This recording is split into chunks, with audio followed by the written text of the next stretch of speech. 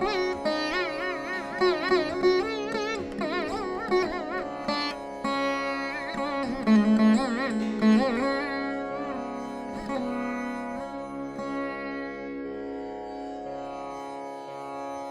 Shri Thyageshaya Namaha. Namaskaram. Welcome to Pirandhal Mukti, the greatness of Shri Muthuswamy Dikshitar. This podcast is dedicated to exploring the life, the works and the divine journey of one of the greatest saints and composers in Carnatic music, Shri Muthuswamy Dikshitar. When we talk about music, especially Carnatic music, many people have a few misconceptions. Some even think it belongs to a particular section of society, but that's not true at all.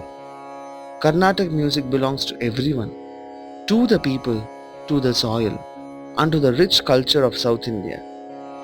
It carries a fragrance of our traditions, the rhythm of our languages, and the spiritual essence of our land. Before the arrival of the East India Company, South India was ruled by several great monarchs. Each ruler, in their own way, helped shape the musical heritage we celebrate today.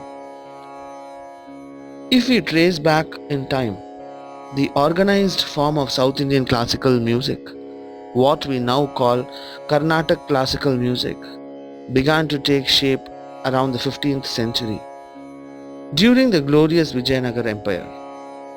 The Vijayanagara kings were great patron of art, culture and temple traditions.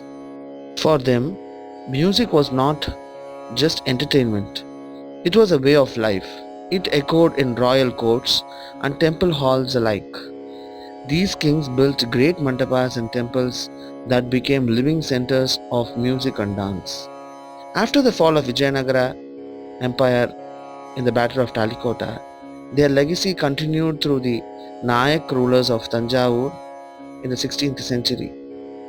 This was the time when the veena took its modern form,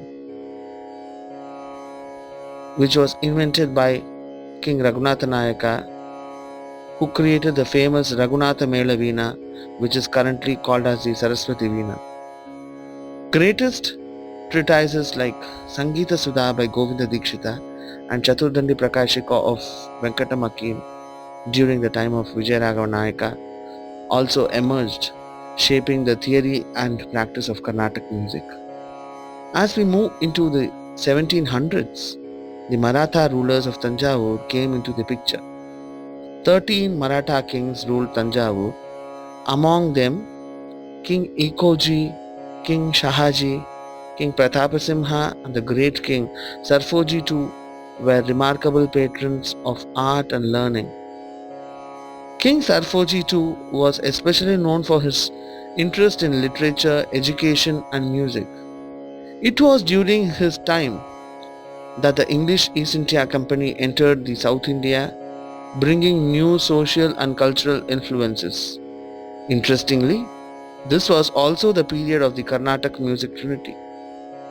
Saint Thyagaraja Swami, Shri Muthuswamy Dikshitar and Shama Shastri, who lived between the late 1700s and the mid of 1800s, born in the sacred land of Tiruvallur. Their music became the bridge between the grandeur of royal patronage and the dawn of the modern era. Tanjavur and Tiruvallur became a true melting point, where Tamil and Telugu, devotion and scholarship, temple art and court art all blended beautifully to shape the soil of South Indian classical music. Now, among the trinity, Shri Muthuswamy Dikshitar was the youngest. He lived between 1775 and 1835. Approximately, he was born on April 4th in the Manmata Varsha month of Panguni under the Kritika Nakshatram. Dikshitar was not just a musician, he was a Mahan, a true spiritual seeker. He undertook many pilgrimages, visiting sacred temples and composing songs filled with devotion and knowledge. He was an expert in Vedas, poetry, drama, grammar and the science of Alankaras. He learnt music from his father, Shri Ramaswamy Dikshitar, who worked in the royal court of King Pratapasimha at Tiruvadai Marudu Samasthanam. Dikshitar was not just a musician, he was a great Mahan, a true spiritual seeker. He undertook many pilgrimages, traveling from Varanasi in the north and across the sacred regions of South India. In South, he visited numerous temples and holy shrines. But it was in Tiruvarur that he offered his heart and soul. Dikshitar composed the maximum number of kritis dedicated to the shrines of the Tiruvarur temple complex and its many sanctums. He has composed on the Sodasa Ganapati, compositions on Sri Thyageshaya, Nilotpalamba, Kamalamba, Panchalinga, and even on the Grama Devata and the smaller deities of the surrounding temple towns. Each kriti reveals his deep devotion and rich spiritual geography of the Tiruvarur Kshetra. He brought remarkable innovations to Carnatic music, especially in the structure and presentation of compositions. His kritis are beautifully crafted, rich in raga bhava, and often describe the temple, the presiding deity, and even local legends. Many of his compositions include sacred mantras within them. Through his music, Dikshitar performed several miracles at temples like Kurikarai, Sikkal, and Satu. His disciples came from all walks of life. They were Nadaswaram players, the temple dancers, and local musicians, showing that his art has reached every section of the society. Also, many people in our local town Tiruvarur asked me, or they wonder why he is called as Dikshitar. Here, Dikshitar is not a family surname but a title meaning a learned and initiated one. It was given to someone well versed in multiple shastras. Nadayogi Shri Muthuswamy Dikshitar was an exponent in Veda, Chanda Shastra, Mantra Shastra, Yantra Shastra, and Vyakarna. In this series, we will explore more about his family, his disciples, his miracles, and his contribution to music. Most of the information I'll be sharing is drawn from the authentic sources such as number 1, Sangeeta Sampradaya Pradarshini, which was published in the year 1904 by Vidya Vilasini Press at Ettayapuram, was being written or documented by Sri Subbarama Dikshitar, who happens to be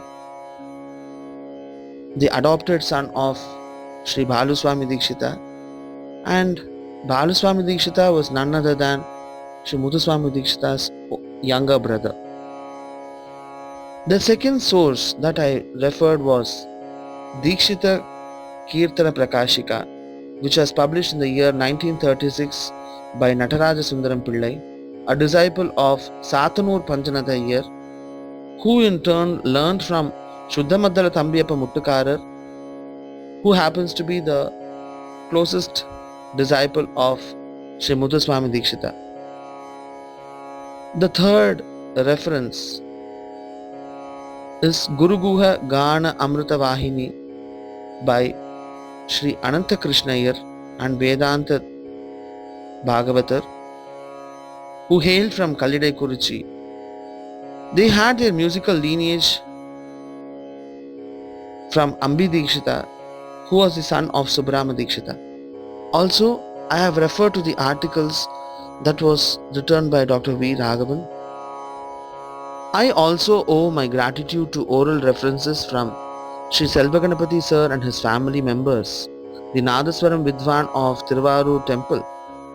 I also owe my pranams to Srimati Ramatilakam of Tiruvarur, who hails from the Kundi Parampara, and my special gratitude to Sri Kumar Gurukul who is a custodian of the cult of the Thyageshaya tradition and hails from the Nayanar family of Tiruvarur. As we move ahead, we will continue exploring the journey of Shri Muthuswamy Dikshitar, his music, his miracles, his spiritual depth and cultural significance of Tiruvarur and beyond. I humbly request all of you, dear listeners, to hear this charitra with grace, the divine story of Shri Muthuswamy Dikshitar, with the thought that his music belongs to all of us. He was indeed a human like us, but he became a divine medium and a conduit through whom we could hear the voice of the divine. Through his composition, he sought to guide us on the path of devotion and liberation. So come with that flow of reverence and open your hearts to experience his divine music. If you have any thoughts or questions, please feel free to share them in the comment section of this podcast. Thank you for joining me today.